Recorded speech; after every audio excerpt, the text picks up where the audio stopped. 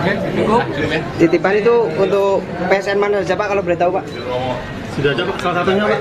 Salah satunya Pak. Oke. Sedikit Pak, boleh Pak. Bagaimana Pak? Pak, nanya dong Pak. Apa Bapak betul Pak pendukung FPI? Pak, betul ya Pak?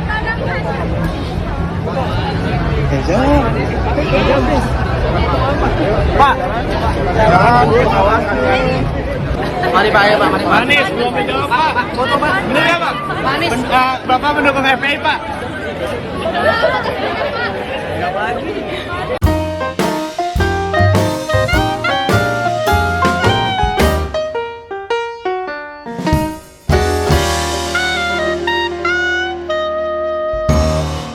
Nah, kalau dilihat dari sini menurut saya agak lucu sekali ya ketika Anies Baswedan pada waktu lalu yaitu melemparkan isu soal proyek strategis nasional adalah titipan. Nah, ketika di sini sudah dijawab bahkan oleh Presiden Joko Widodo dan bahkan juga Ganjar Pranowo. Tiba-tiba ketika dikonfirmasi atau dimintai klarifikasi oleh salah satu wartawan, di sini malah diam seribu bahasa. Nah, menurut saya keren dari jawaban Presiden Joko Widodo ya.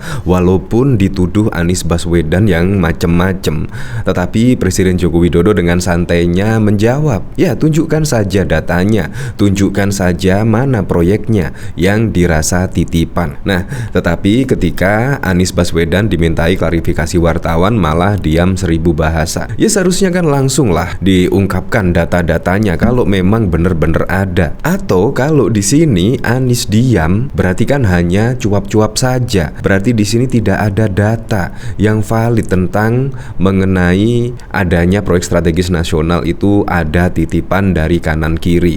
Bahkan pada waktu lalu saya masih ingat betul ketika Rafael Aluntri Sambodo itu melakukan hal-hal ya bisa dikatakan pencucian uang lah. Itu juga langsung lah diklarifikasi oleh Kementerian Keuangan Sri Mulyani. Bahkan juga kita lihat di berbagai media itu diundang sebagai narasumber untuk dimintai keterangan dan lain sebagainya. Seharusnya kan langsung memberikan klarifikasi atau memberikan keterangan terkait dengan statementnya atau terkait dengan kinerja bawahannya yang dirasa melenceng. Ya seharusnya memberikan klarifikasi. Bukan seperti ini, yaitu Anies malah diam seribu bahasa ketika dimintai keterangan. Pada waktu lalu juga ketika membandingkan jalan SBY dan juga Presiden Joko Widodo itu bahkan yang mengklarifikasi juga dari Kementerian PUPR.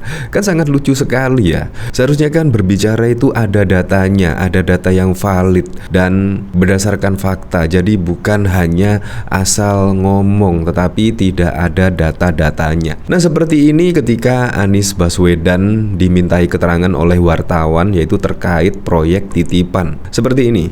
Oke, cukup. Titipan itu untuk PSN mana saja Pak kalau boleh tahu Pak? Sudah ada Pak, salah satunya Pak. Salah satunya Ya. Pak.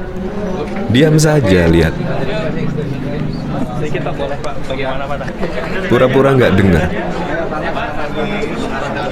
Nah, padahal kita ketahui lagi ya pada waktu lalu di sini yaitu Anies Baswedan dan juga Caimin yaitu mendatangi atau mendapat undangan dari pentolan FPI yaitu Rizik Syihab. Di sini pun wartawan juga memintai keterangan lah dari Anies Baswedan, tetapi di sini lagi-lagi diam seribu bahasa, diam. Entah apa maksud semua ini. Sangat aneh sekali ya. Apalagi juga menjelang Pilpres 2024. Seharusnya kalau mendukung ya mendukung, kalau enggak ya enggak. Jangan abu-abu. Menurut saya yang paling keren adalah ya dari Ganjar Pranowo karena tidak abu-abu. Di sini seperti ini video dari Anies Baswedan.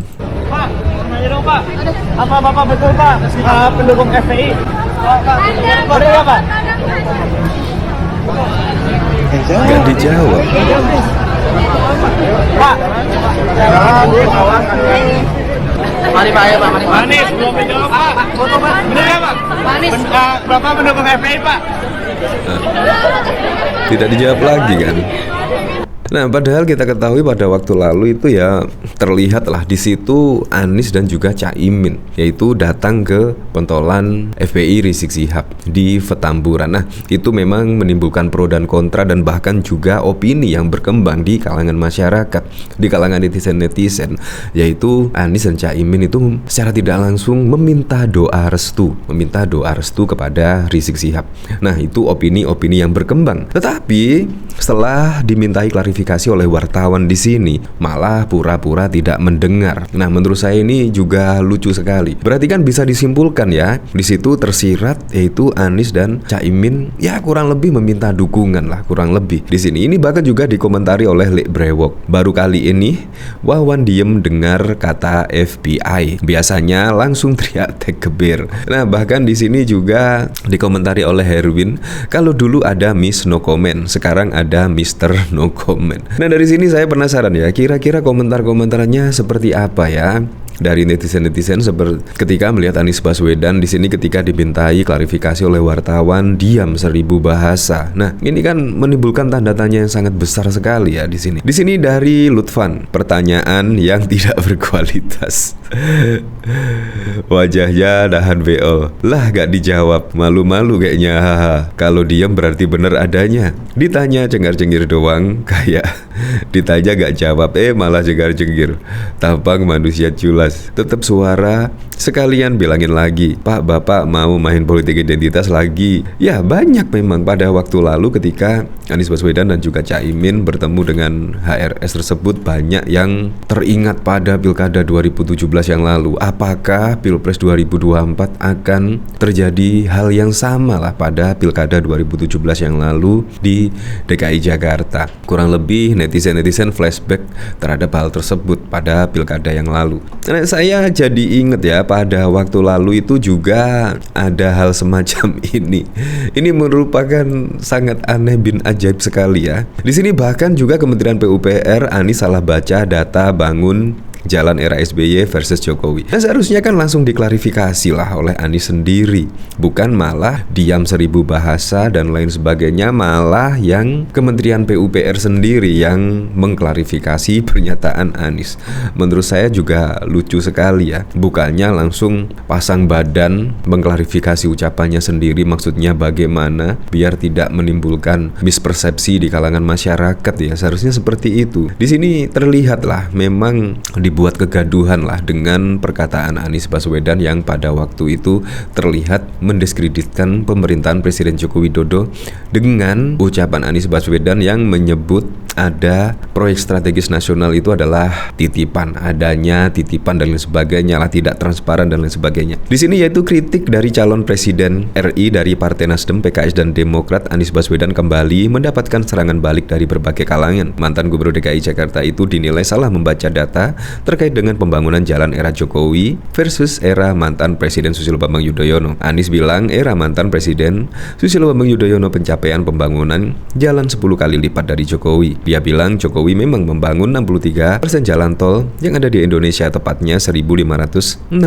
km dari 2.499 km tol yang ada. Namun itu adalah jalan berbayar, sedangkan yang tidak berbayar yang digunakan secara gratis yang menghubungkan mobilitas penduduk dari sudut-sudut desa ke perkotaan, yang bawa produk pertanian, perkebunan dan perikanan dan sentra-sentra baik jalan nasional, provinsi dan kabupaten hanya 19.000 km saja, sebut Anies dalam milad ke-21 Partai Keadilan Sejahtera. Dia kemudian menyebut pada era SBY jalan tidak berbayar yang dibangun sepanjang 144.000 km atau 7,5 kali lipat. Nah, di sini bukan Kementerian PUPR saja yang menyerang balik dari pernyataan Anies Baswedan, tetapi juga masyarakat di pedesaan, terlebih yang sudah merasakan era pembangunan jalan di zaman Presiden Joko Widodo. Nah, jadi di sini yang mengkritik bukan hanya Kementerian PUPR tapi juga masyarakat yang sudah merasakan dampak infrastruktur yang sudah diberikan kepada Presiden Joko Widodo. Menurut saya inilah yang paling keren ya. Jadi bukan Presiden Joko Joko Widodo yang memberikan balasan melainkan masyarakat sendiri.